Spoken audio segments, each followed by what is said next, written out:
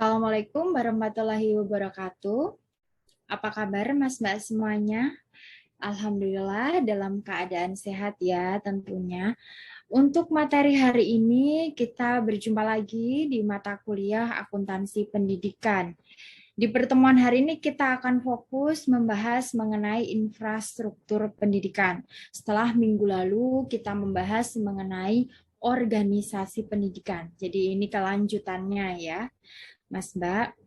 Untuk tujuan pertemuan kita pada pagi hari ini adalah setelah mengikuti perkuliahan, mahasiswa mampu menjelaskan infrastruktur pendidikan. Jadi diharapkan setelah kuliah ini kalian semua bisa menjelaskan infrastruktur pendidikan.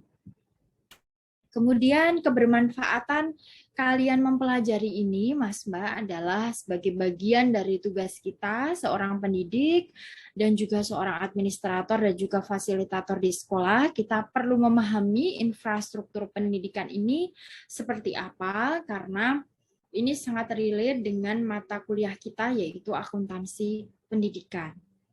Yang pertama kita perlu tahu dulu pengertian dari infrastruktur pendidikan, yaitu fasilitas atau struktur dasar, peralatan, dan instalasi yang dibangun untuk berfungsinya sistem layanan pendidikan.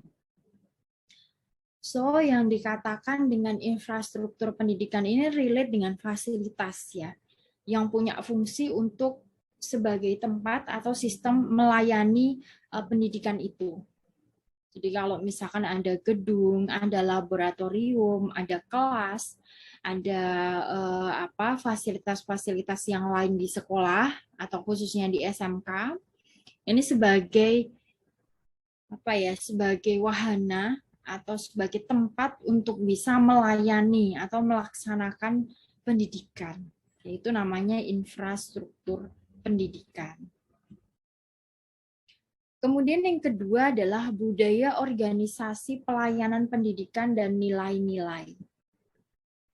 Budaya yang berlaku pada organisasi pendidikan, nilai-nilai struktur organisasi, gaya memimpin, dan iklim organisasi sangat penting dipahami para pemimpin dan staf. Dalam hal ini adalah guru ya, kita sebagai seorang guru perlu tahu budaya yang ada di organisasi kita.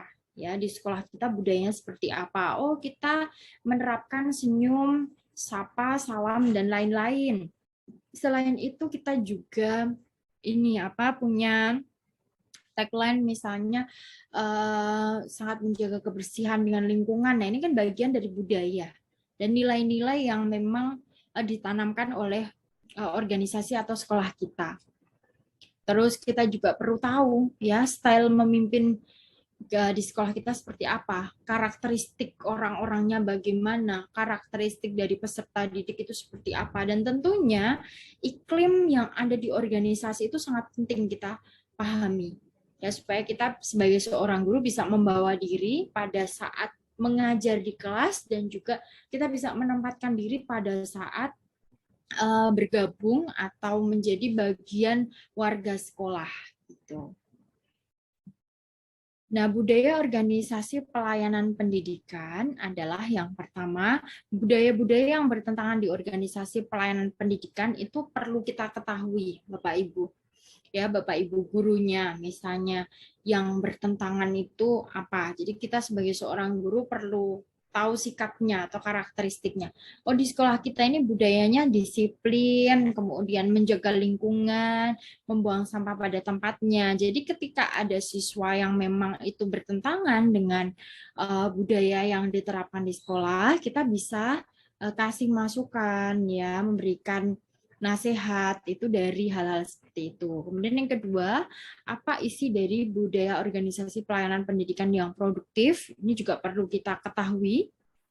Ya, budaya organisasi yang membuat sekolahan itu jauh lebih produktif itu langkah-langkahnya seperti apa? Kita perlu tahu itu. Dan organisasi dan infrastruktur pendidikan Indonesia. Ya, ini adalah beberapa landasan yang perlu kita pahami. Yang pertama adalah organisasi pelayanan pendidikan dalam otonomi daerah. Yang kedua adalah infrastruktur pendidikan menurut Undang-Undang Nomor 20 Tahun 2003, Organisasi Pengelola Pendidikan Indonesia dan Jenjang Pelayanan Pendidikan Indonesia. Yang pertama adalah Organisasi Pelayanan Pendidikan Indonesia dalam Otonomi Daerah. Lembaga atau satuan kerja yang berusaha sadar dan terencana untuk mewujudkan suasana belajar dan proses pembelajaran itu supaya siswa ini aktif ya, mengembangkan potensi dirinya. Ya, tujuannya adalah untuk punya kekuatan spiritual keagamaan, secara agamanya kuat, pengendalian diri, kemudian kepribadian, kecerdasan, akhlak mulia, serta keterampilan yang diperlukan dirinya, masyarakat, bangsa, dan negara. Ini perlu sekolah ini perlu mewujudkan suasana yang seperti itu supaya siswa itu bisa ngembangin potensi sesuai dengan minat dan passionnya, supaya agamanya juga kuat, pengendalian dirinya bagus, dan punya kepribadian yang mulia. Nah, kemudian kalau infrastruktur pendidikan menurut Undang-Undang Nomor 20 Tahun 2003 adalah yang pertama, Badan Standar Nasional. Jadi punya Badan Standar Nasional.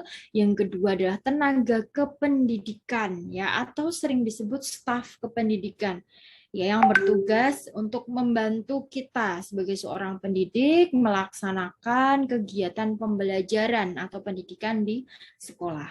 Kemudian yang ketiga adalah sumber pendanaan. Ya, ini menjadi hal yang penting juga. Organisasi pengelola pendidikan di Indonesia yang pertama adalah Kementerian Pendidikan Nasional. Kalau dulunya ya, sekarang ini sudah berganti menjadi Kementerian Pendidikan, Kebudayaan, Riset dan Teknologi. Ya, Kemdikbudristek. Gitu. Yang kedua adalah Dinas Pendidikan Nasional Provinsi.